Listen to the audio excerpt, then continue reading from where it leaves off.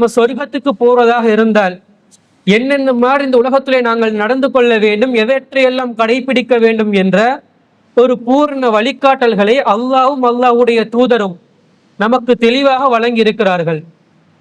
அப்படி இறைவனால் நமக்கு வழிகாட்டப்பட்ட, இறை தூதரால் வலியுறுத்தப்பட்ட ஒரு விடயம்தான், நாங்கள் இந்த உலகத்திலே வாழக்கூடிய சந்தர்ப்பத்தில் அனைத்து நிலைகளிலும் நாங்கள் நீதியாளர்களாக, நியாயத்தை போதிக்கக்கூடியவர்களாக, நியாயப்படி நடக்கக்கூடியவர்களாக தம்முடைய வாழ்க்கையை அமைத்துக் கொள்ள வேண்டும். ஏனென்றால் இந்த கட்டளையை அல்லாஹ் நபியராருக்கு கட்டளையாக அல்லாஹ் பிறப்பித்திருக்கிறான். அல்லாஹ் கூறுகிறான், குல் நபியை நீங்கள் சொல்லுங்கள், அமர ரப்பி பில் கிஸ்தி, என்னுடைய ரப்பு, என்னுடைய இறைவன் நீதியை கட்டளையிட்டுள்ளான் என்று நபியை நீங்கள் மக்களுக்கு எடுத்து சொல்லுங்கள் என்று அல்லாஹ் குர்ஆனிலே கூறுகின்றான். நபியாகவே இருந்தாலும் அவரோட ஆட்சி தலைவராக, ஒரு ஆன்மீக தலைவராக இருக்கின்ற பொழுது அவர் நியாயத்தை தான் மக்கள் மத்தியிலே நிலைநாட்ட வேண்டும் என்பது கட்டளை. அதே கட்டளையை ஒட்டுமொத்த முஸ்லிம்களுக்கும் இறைவன் ஒரு கட்டளையாக நமக்கு வழங்கி இருக்கின்றான். அல்லாஹ் சூரத்துல் நஹ்ல்ல 90வது வசனத்திலே கூறுகின்றான், இன்னல்லாஹ யஅமுரு பில் அத்லி வல் இஹ்சானி வ ஈதாஹி குர்பா, நீதியை நிலைநாட்டுமாறும், நல்லறங்கள் செய்யுமாறும், உறவினர்களுக்கு உதவி செய்யுமாறும் அல்லாஹ் உங்களுக்கு கட்டளையிடுகின்றான்.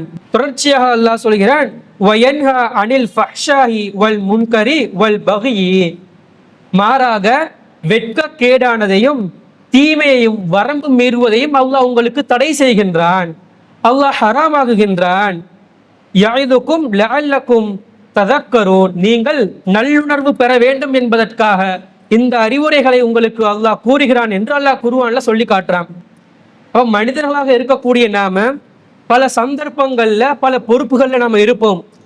தந்தையாக இருந்தால் தன்னுடைய குடும்பத்திற்கு அவர் தான் ஒரு குடும்ப தலைவராக இருப்பாரு. ஒரு ஜமாத்தினுடைய, ஒரு இயக்கத்தினுடைய ஒரு தலைவராக, நிர்வாகியாக, பொறுப்பாளியாக ஒருத்தர் இருக்கிறார் என்று சொன்ன அவர் அந்த பொறுப்பை ஏற்றுக்கொள்ளக்கூடியவராக இருப்பாரு. இப்படி நம்ம ஆட்சி அதிகாரத்தை நம்ம எடுத்துக்கொண்டாலும் இந்த உலகத்திலே வாழக்கூடிய அனைத்து மனிதர்களும் ஏதோ ஒரு வகையில ஒரு பொறுப்பு சாட்டப்பட்டவர்களாக இருக்கிறார்கள். அப்படி பொறுப்பு சாட்டப்பட்டவர்கள் நீதியானவர்களாக, நீதியை நிலைநாட்டக்கூடியவர்களாக, நியாயத்தை போதிக்கக்கூடியவர்களாக இருக்கணும். ஏன் இந்த அளவுக்கு இது முக்கியத்துவம் சொல்லப்படுகிறது என்று சொன்னால், அல்லாஹ் இந்த பண்பை அவனுக்கே அல்லாஹ் கடமையாக்கி இருக்கின்றான். நபிகள் நாயகம் ஸல்லல்லாஹு அலைஹி வஸல்லம் அவர்கள் கூறுகிறார்கள், அல்லாஹ் கூறுவதாக, யா இபாதி, என்னுடைய அடியார்களே, ஹர்ரம்து துல்ம அலா நஃப்ஸி, மக்களுக்கு அநீதி இழைப்பதை விட்டும் என்னை நானே தடுத்துக் கொள்கிறேன்.